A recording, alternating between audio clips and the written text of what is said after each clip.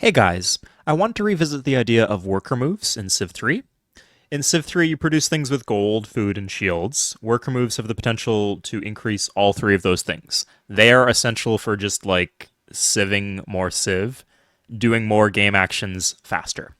But the system is nuanced, and so not all worker moves are equal. So let's compare them so we know what to prioritize. What makes a worker move bad in Civ 3?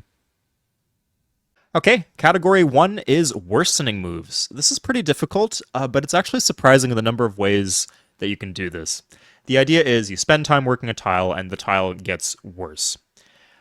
In practice, the most often way that you'll see this happen is with forest tiles on Tundra. Forest give 1 food and 2 shields. That's an alright tile. If you chop the forest and a Tundra is left over, then you just have 1 food and 0 shields. If you mine the tile, you only get one of those shields back. So you just made the tile worse by spending times working the tile.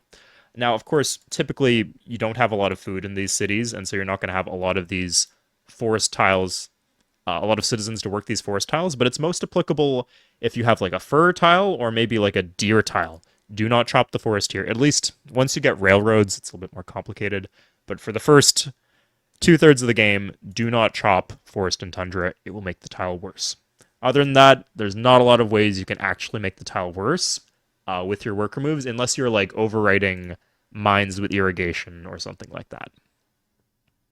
Okay, category 2 on our scale from worst worker moves to best worker moves is worker moves that do nothing. Now, you might think these are uncommon. They are surprisingly common. Let me give you a few examples. So the first is improving a tile that is outside the big fat cross of any city.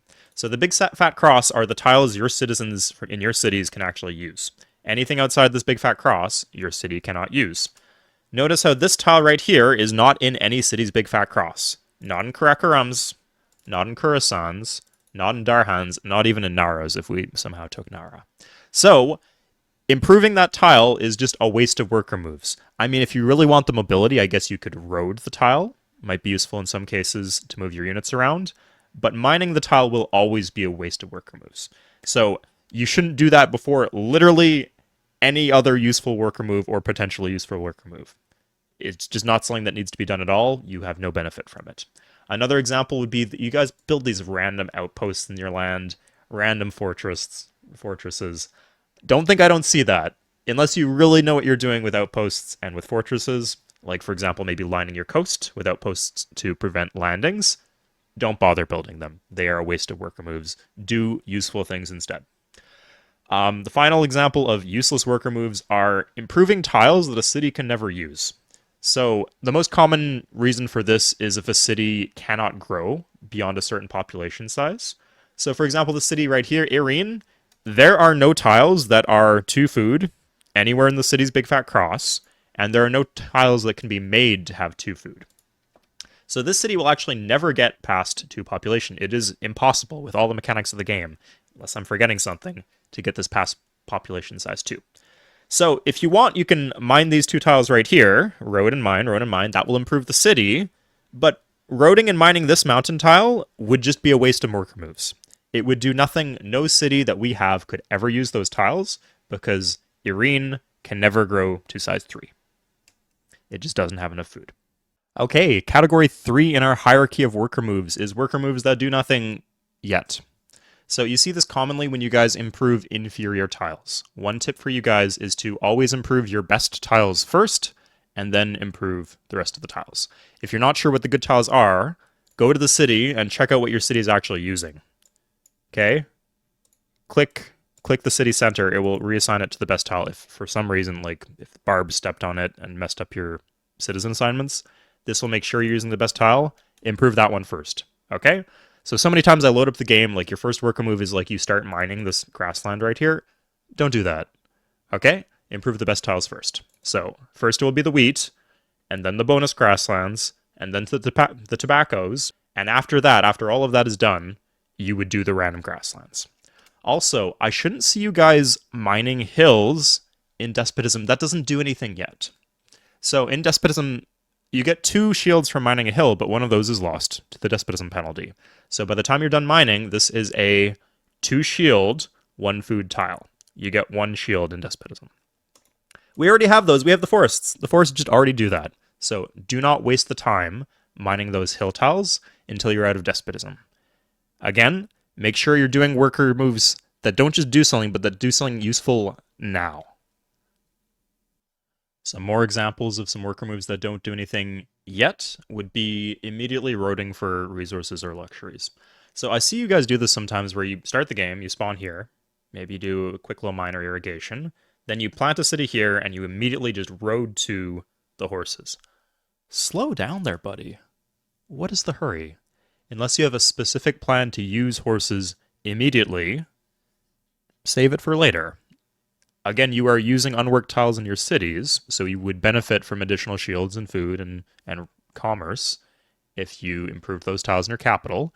If you do not need the resource, don't hook it yet. Same thing goes for luxuries. So at a minimum on Regent difficulty, you need to have 3 citizens in a city before you actually start to have unhappy citizens. So before you have 3 citizens in a city, you do not need to road a luxury resource. You can improve other tiles first. So sometimes I see you guys boot up the game, you spawn next to some BG, maybe a cow, maybe a wheat, and also a wine, and you just immediately road the wine. Control yourself, okay? Control yourself. There will be time for the wine later in the evening. Okay, next up we have Category 4, and Category 4 is what I call wasted worker moves. The much maligned concept. I talk about this a lot, so this is an important one to know. And it could mean a few different things, but what it means to me is that you do a useful worker move, or I guess a useless one too, but you do it inefficiently. So while you are on the way to accomplish something good with your worker, you just waste turns with your worker, and so you are not using your workers as efficiently as possible. So, for example, if I wanted to mine this hill tile over there, what I would do is, I guess I could build a worker in Maastricht, but more likely I would wait till this guy finishes his road, I would walk him over, and I would start mining the tile.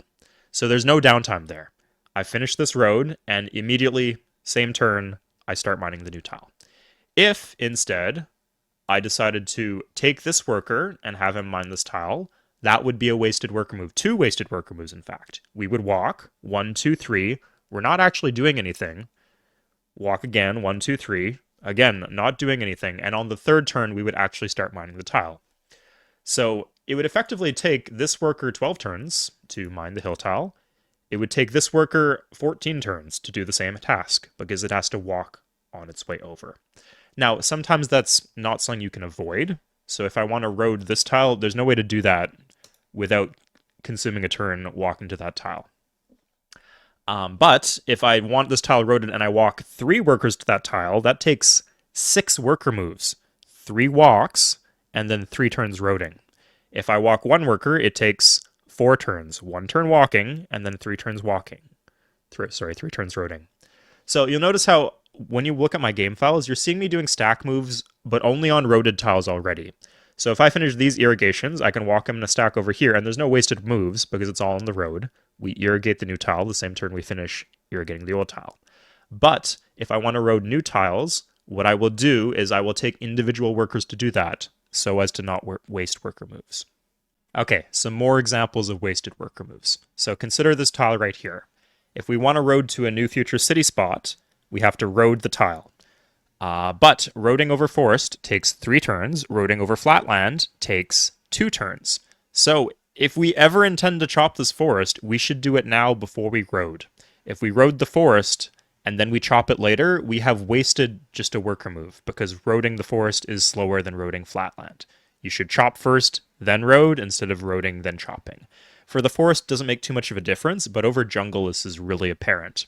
So if you road a jungle, then you chop it, you are wasting either 6 or 4, depending if you're industrious, worker moves by doing your actions in that order. So think about efficiency when you're planning your worker moves. Another example would be something like this. So for an industrious civ, 3 turns to irrigate.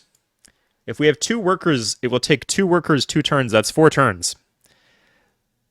So there's actually a way to fix that. So if you have another move queued up with one of those workers, like, I don't know, the road to command or automation, it actually will give you your worker move back. But if you have nothing else queued up, you'll see it right here. We'll do this. irrigate, irrigate, and turn. Still irrigating. Spam the W key. Again, the move doesn't finish. And that effectively had taken 4 worker moves. But if we do it this way, check this out. So irrigate, and then some sort of automation. Again, you don't know what tile they're going to automate, but if we get lucky, we should get the worker move back. So spam W, like hold down the W key, and then ta-da, we actually have our worker move back. Okay, so in this case, we didn't waste the worker move, but if you have nothing else queued up, and you have like an uneven number of workers, like you can't divide the worker moves evenly, then you will waste worker moves. Okay, we have reached category 5 of worker moves. So, at this category, we are doing something that benefits our civilization. It provides a benefit immediately, and we are doing so efficiently. We're not wasting any worker moves to do this task. So at this point, what could possibly be wrong with that? Well, it just might not be as good as the other options. Sometimes you'll have many options that fulfill all the criteria I just mentioned, but they're not always going to be equal. So let me ask you this. Pause the video if you want to think about this. What is wrong with the worker move of railroading these mountains here? Or railroading this tile right here? Why would that be a bad decision? Well, it's a good worker move. It fulfills all the criteria I just mentioned, but it's just not as good of a worker move as some of our other options. So this would do the same thing. So railroading the mountain would give 1 shield. Railroading this tile would give 1 shield. But this one's significantly faster because it is faster to build a railroad over hills than it is to build a railroad over mountains. You might even have a better option here because we can mine the plains tile. That would be faster than railroading the hills. I think twice as fast, if I'm not mistaken. There might be a little bit more corruption because it's a secondary city. The city has the Forbidden Palace. But I would say that probably is a better worker move. Okay, we're at the end of the line now. These are all the ways that worker moves can be bad. But you might have realized that there's something missing from our analysis. Because I presented this as like a list and as a hierarchy, but it really isn't a list. Sometimes these priorities interrupt each other. They get in each other's way. So take a look at this. I gave you these two rules to follow. Don't waste worker moves, and do the best possible worker move that is useful now. Let me ask you a question, though. What happens if the best possible worker move involves wasting some worker moves? For example, this. I mean, the best possible worker move in this situation is probably to cancel these jungle chops and road these horses, road these gem tiles. Our empire would benefit massively from these resources. Is that okay to do that? To waste worker moves in these circumstances? And that's a question for you to decide. So you have to choose the trade-off between tempo and efficiency. There's a few different philosophies. You can think of, well, in the long run, I'm going to have all of these worker moves done anyway, so I might as well do them the most efficiently and with the fewest number of workers, even if it means losing some yields in the short term. Alternatively, you could see things the other way around, that Civ 3 is a snowbally game. I want to be as strong as possible as soon as possible, even if it means giving up some efficiency. You can use that snowballiness to make up for the lost worker moves in the future. So it depends on the circumstances. This is your decision to make in all of the situations that might come up where you have to make decisions around worker moves. Just be aware of the trade-offs that you are making. I see this a lot when I coach multiplayer games. People will waste worker moves, and they're not even aware that they're doing it. Like, it's okay if you really want a tile mined quickly or roaded quickly to walk like 2 workers to the gems. Just be aware that as you're doing that, there should be a little voice in your head that says, I just wasted a worker move. Of course, you have yields. It's worth spending your resources in this game to get what you want. Just be aware that you are spending them. That's all I ask. Okay, that's it for today. I hope you guys enjoyed the video. I will see you guys next time. Take care.